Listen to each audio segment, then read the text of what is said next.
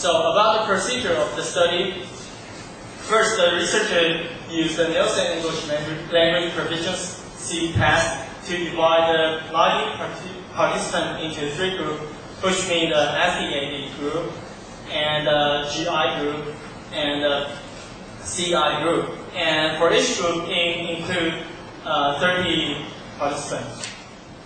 And about these 3 groups, they are all instructed by the same teacher, and they receive 2 months experiments, which means 16 sections. And for each section is for 45 minutes reading periods for each section.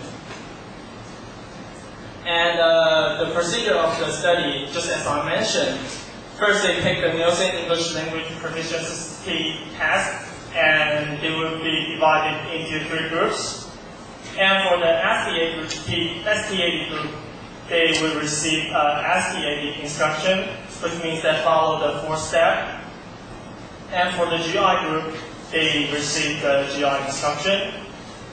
For the CI group, they just receive the teacher's lecture. And also after that, after receive the SDAD instruction, the student have to take the individual quizzes. And for GI group, they need to conduct a group presentation in the final part of the study.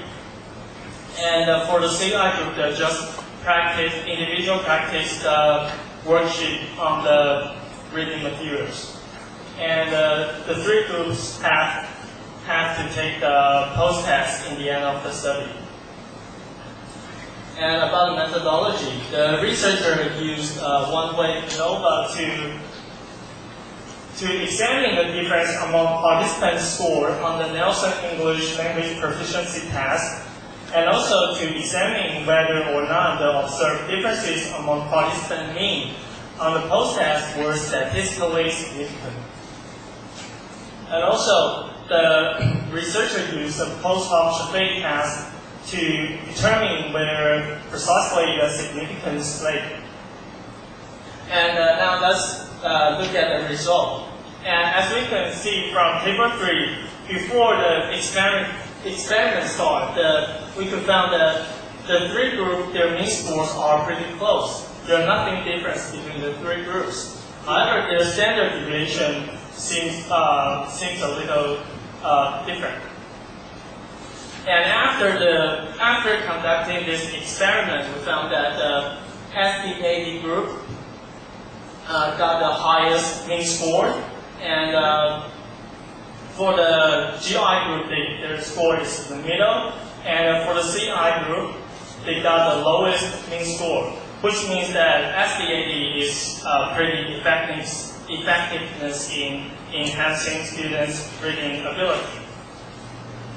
Also, the researchers indicated that the differences among participants' mean on the post-test were statistically significant. And the researcher indicated that the significant differences was found between the experimental group A, which means SDAD group, and the control group C, which means CI group. We could see from the table, we could find their mean scores are quite different, and it's significant. However, the differences between the achievement mean of experimental group B, which means GI group, and control group C was not statistically significant.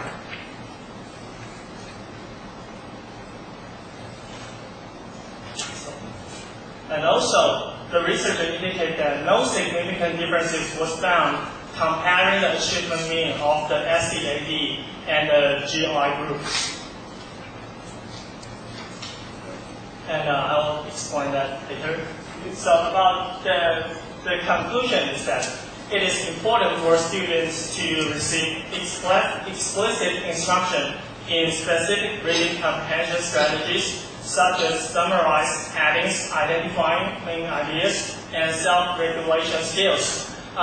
Just as I mentioned, the result, the reason that there are not significance in comparing the SDAD and GI is because although their effectiveness in enhancing the students' reading abilities, however, in those skills, they are not really the explicit instructions in specific reading comprehension. Therefore, the result is not really, their mean scores are not really different.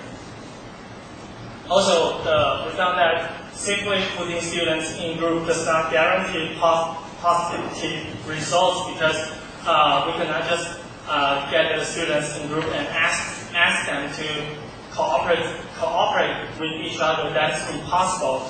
And especially for the group investigation, although the students decide how to learn, however, they still depend on the teachers, because the teachers have to give the students some tips or something they can conduct a group investigation. And the final point is my own reflection. The first one is that in this study, the researcher provides sample items about the teacher-made quizzes and worksheets, and I think that is good. And however, the researcher did not provide detailed information about the reading materials. And also, the researcher used the Nielsen English Proficiency Test. This seems a little old because it's from 1976. And also, the researcher did not provide sample items about the Nielsen English Proficiency Test. And the final point is, I have a question, is that in this study, the researcher only recruited 90 female students as participants in this study, and I think it's quite strange. And that's all for my presentation, and thank you for your listening. Good, thank you.